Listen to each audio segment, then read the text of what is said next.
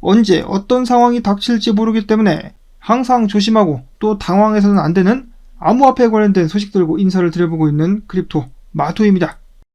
무시무시한 중국 짤에 이어가지고 오늘 첫 번째 소식은 관세에 관련된 것입니다.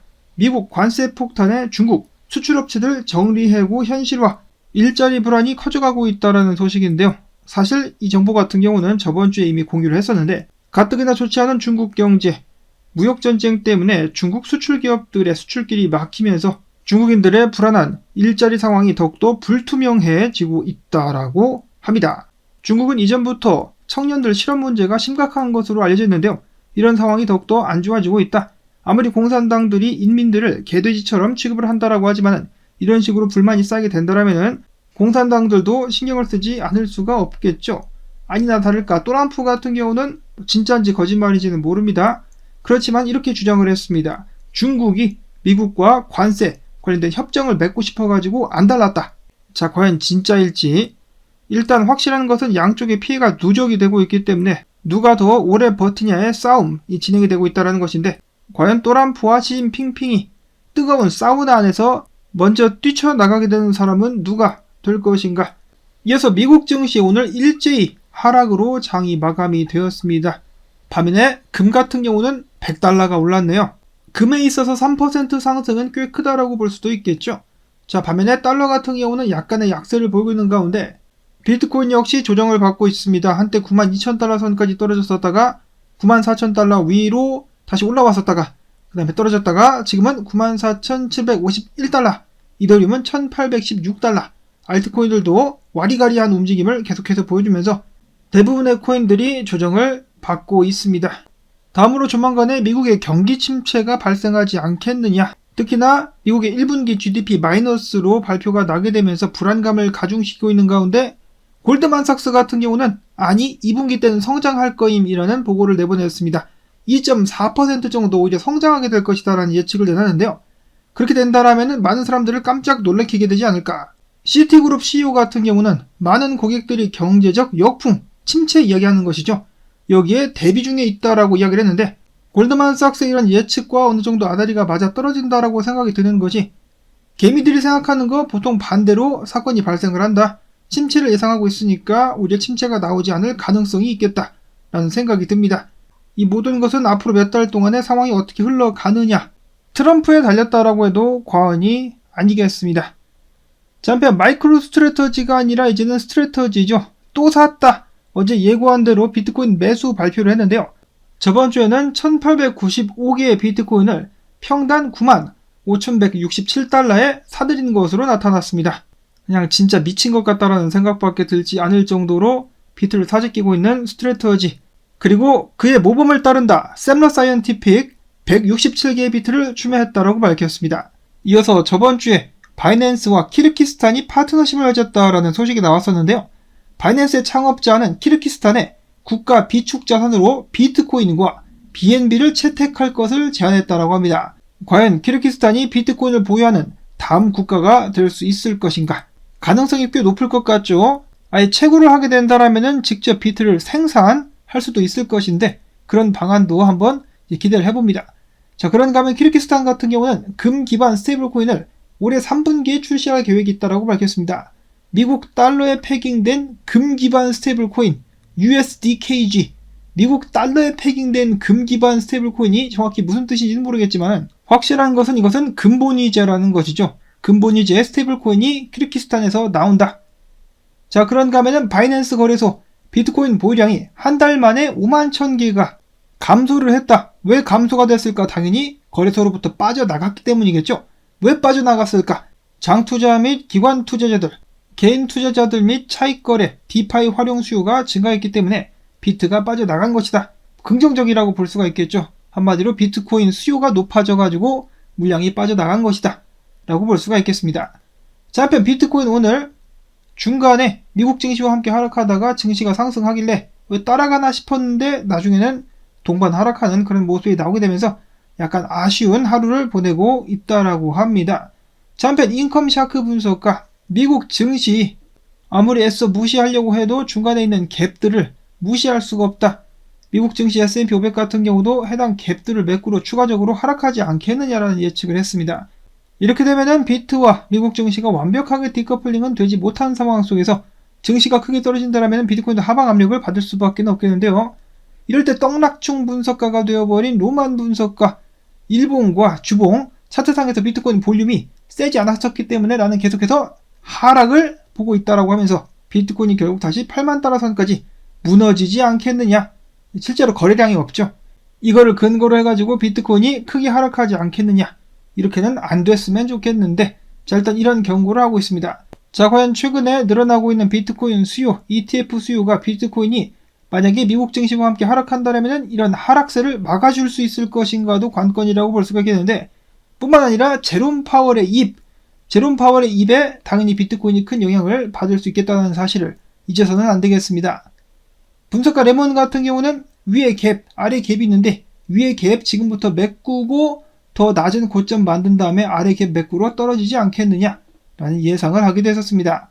분석가 덴토시 같은 경우는 2025년도 오픈 가격대가 굉장히 중요하다. 이 위에서 머물러 줄 수 있다면 계속되는 강세를 혹은 그 아래로 떨어지게 된다면 약세가 예상이 될 수 있겠다라고 주장을 했습니다. 자, 과연 비트코인은 해당 자리를 지켜낼 수 있을 것인가? 자, 그런가 하면 이더리움 보시면은 스토캐스틱 RSI를 기준으로 봤을 때 FTX 떡락 나왔을 때보다 지금 더 과매도가 된 상황이다 라고 이야기를 합니다. 이더리움은 과연 조만간에 정말로 살아날 수 있을 것인지.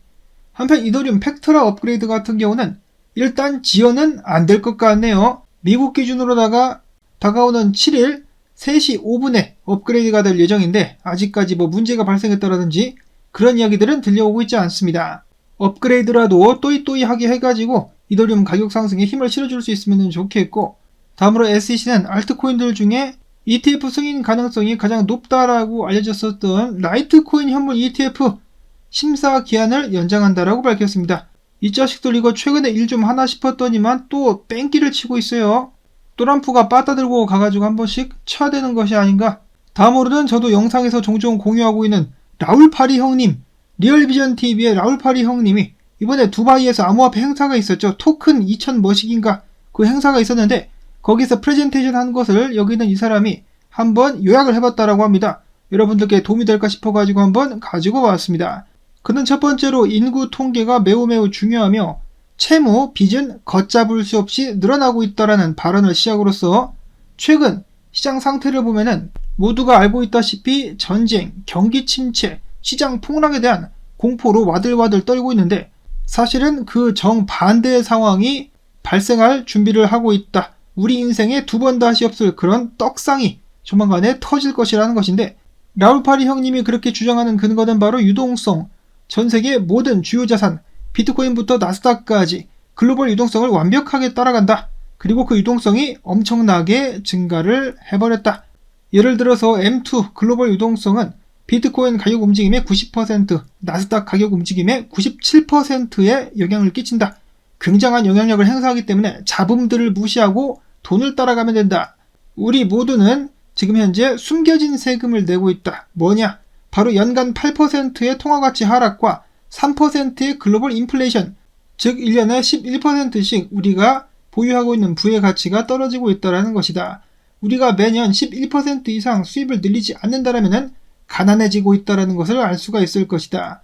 그 와중에 밀레니얼 세대의 제너레이션 G도 포함이 되겠죠. 이들은 집도 못 사고 값비싼 자산도 살 수 없다. 그래서 이들은 무엇을 선택하느냐? 바로 위험을 동반한 투자에 뛰어든다. 바로 암호화폐에 투자를 한다는 것. 왜냐? 이런 상황에서 탈출할 수 있는 유일한 사다리가 바로 암호화폐이기 때문에 그것이 바로 비트가 크게 펌핑하는 이유 중에 하나이다. 2012년 이후로 비트코인은 하락장 때마다 마이너스 70%의 떡락을 맞음에도 불구하고 매년 130%가량의 성장을 이어오고 있다. 나스닥의 성장률 대비 99.94% 비트가 앞지르고 있는데 이러한 자산은 과거에 존재한 적이 없었다. 정말 최초다라고 이야기를 하면서 마지막으로 중요한 것은 우리는 지금 바나나존 진입을 앞두고 있다. 바나나존에 진입하기 위한 첫 번째 단계는 상방 돌파, 두 번째는 조정, 그리고 드디어 바나나존에 돌입을 한다는 것인데 이 과정 속에서 알트코인들 슈퍼 개떡상을 하게 될 것이다 라고 그는 주장을 합니다. 알트 시즌 안 온다라고 이야기하는 사람들이 많이 있는데 라울파리 형님은 개떡상하는 알트 시즌이 다가오게 될 것이다. 바로 코앞까지 와있다라고 이야기를 하면서 2017년도에 반복이 재개가 될 것이다 라고 주장을 합니다. 그러면서 알트코인들 몇 개 나열을 해놨는데 해당 코인들은 라울파리 형님이 프레젠테이션에서 언급을 하는 것인지 아니면 이 사람이 그냥 이미대로 쓴 것인지는 모르겠지만 이더리움, 솔라나, 수이, 에이다, XRP, 도지, 가지아라고 외쳤다라고 합니다. 이 중에 어떤 코인은 20배까지도 쏠 수 있을 것, 그러면서 계속해서 투자를 이어가되 개미 털기에 털리지 말고 레버리지 거래를 피하라, 즉 선물 거래 같은 거 하지 말라 라고 이야기를 하면서 거래소 외에 암호화폐를 보유하고 있는 사람들 같은 경우는 개인 키를 잘 보관할 것이며 스캠 코인의 포모로 달려들지 말라, 유동성을 따라가라, 이 바나나 존 슈퍼 떡상은 2026년도까지 이어질 수 있을 것이다 라고 주장을 했습니다. 제가 주장한 것이 아니라 라울파리 형님이 주장을 하셨는데, 자, 과연 그의 말이 맞을 수 있을 것인가 없을 것인가 올해 안에 당연히 결판이 나겠죠. 저도 그렇고 저희 시청자분들도 대부분 그러실 것 같은데 여기까지 왔으니까 이번 사이클 끝장을 봐야겠습니다. 대박이냐 쪽박이냐 약간 도박 느낌이 나긴 하는데 도박 아니고 한번 가보자.